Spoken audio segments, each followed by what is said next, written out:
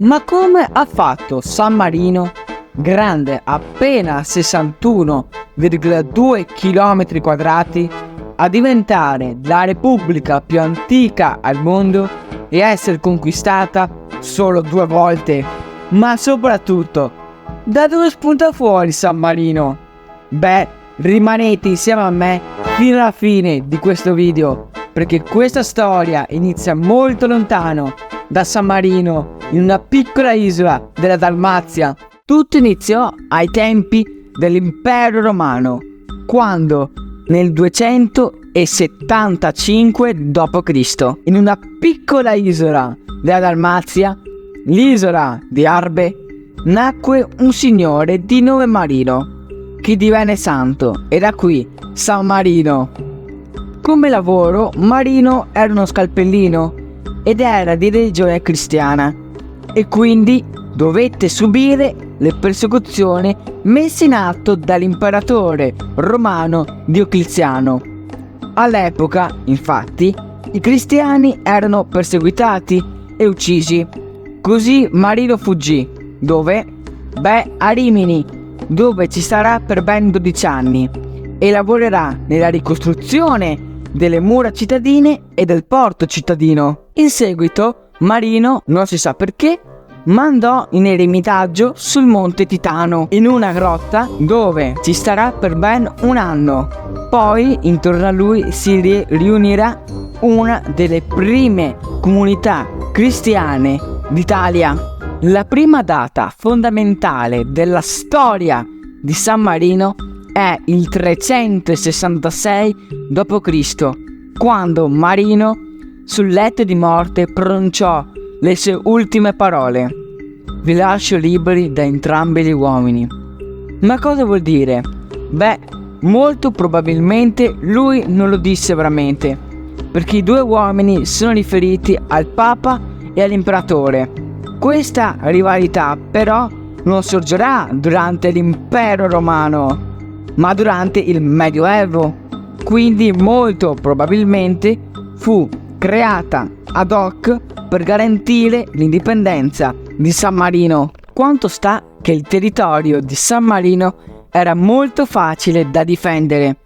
Oltre che la fortezza principale era in cima al monte, ma era anche circondata da ben 3 fiumi che la rendevano molto impenetrabile, oltre che il territorio era quasi completamente montuoso e collinare. L'unico punto negativo del territorio di San Marino è che non c'è uno sbocco sul mare. Dopo la morte di San Marino, a governare la comunità sarà prima l'abate del monastero, poi verso l'anno 1000 verrà sostituito dall'Arengo. Ma cos'è?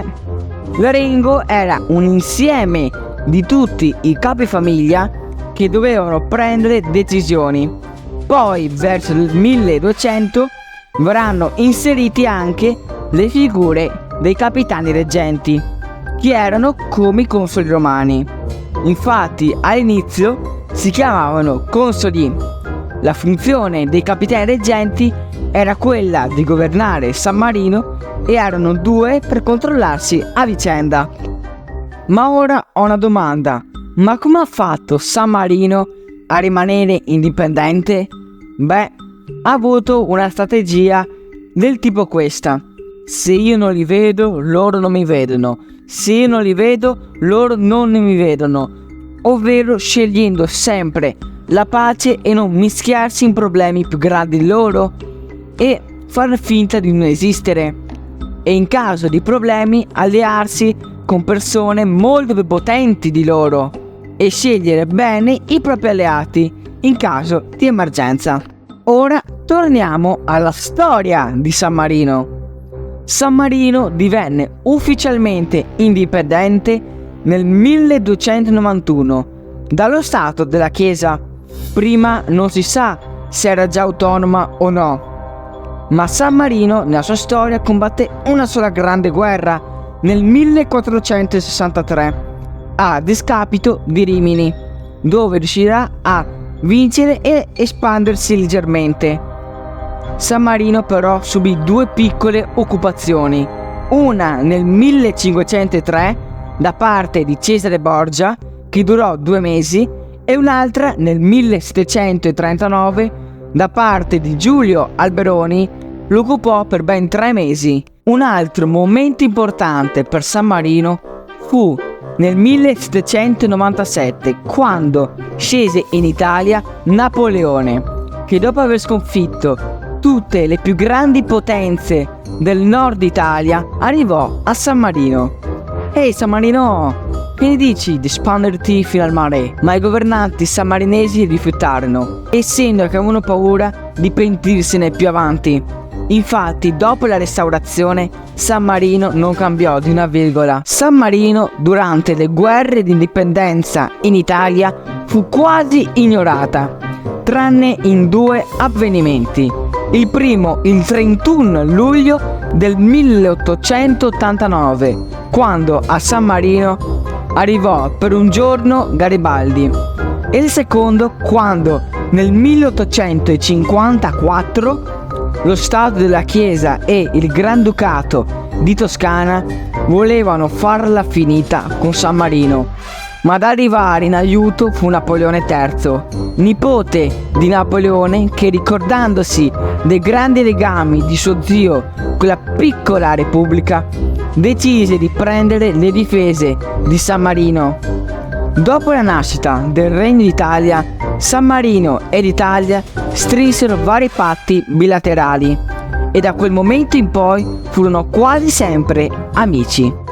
Durante la Prima Guerra Mondiale, San Marino combatté insieme all'Italia con una grandissima armata formata da qualche decina di volontari, e come l'Italia dopo la Prima Guerra Mondiale, San Marino era messa a male in termini economici, e questo portò, come l'Italia, che nel 1922 salì al potere un partito fascista sammarinese, ispirandosi a quello italiano. Ma come quello italiano, durante la Seconda Guerra Mondiale, nel 1943, quando cadde il partito fascista italiano, dopo qualche giorno cade anche quello sammarinese, e durante la Seconda Guerra Mondiale San Marino era ufficialmente neutrale, anche se era schierata dalla parte dell'asse. E durante la Guerra Fredda San Marino diventerà uno stato comunista come la Romagna. Ma c'è una differenza tra una regione e uno stato, e questo non sfuggì allo zio Sam. Infatti gli Stati Uniti e l'Italia organizzarono nel 1957 una specie di colpo di stato non violento a San Marino, passato alla storia come fatti di Roverella.